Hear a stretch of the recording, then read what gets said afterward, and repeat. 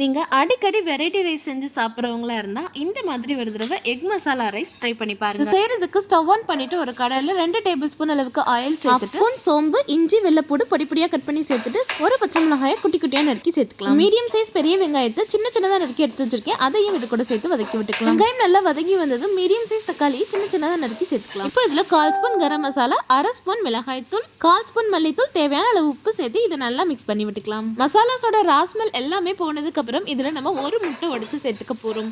உங்களுக்கு முட்டை நிறைய வேணும்னா நீங்க ஆட் பண்ணிக்கலாங்க. சேர்த்துருக்க எக் மசாலா கூட நல்லா மிக்ஸ் ஆகுற மாதிரி கோட் பண்ணி விட்டுக்கோங்க. இது கூடவே வடிச்ச சாதத்தையும் சேர்த்துட்டு கருவேப்பிலையை குட்டி குட்டியா கட் பண்ணி சேர்த்துக்கலாம். இப்போ இந்த ரைஸோட ஃபிளேவரை இன்னும் இன்க்ரீஸ் பண்ணி கொடுக்கறதுக்கு பெப்பர் மசாலாவும் நான் அதில் சேர்த்துக்கிறேன். ஒரு 5 மினிட்ஸ் ஹை ஃபிளேம்ல நல்லா சாட்டே பண்ணி எடுத்துக்கலாங்க. ஃபைனலா கார்னிஷ்காக கொத்தமல்லி தூவி இறக்குனா நல்லா கம்மன்னு எக் மசாலா ரைஸ் நம்மளுக்கு ரெடி ஆயிருச்சு. கண்டிப்பா நீங்களும் வீட்டில் இதே மாதிரி ட்ரை பண்ணி பாருங்க. அண்ட் இன்னும் நிறைய ரெசிபிஸ்க்கு நம்ம சேனலை சப்ஸ்கிரைப் அண்ட் ஃபாலோ பண்ணிக்கோங்க.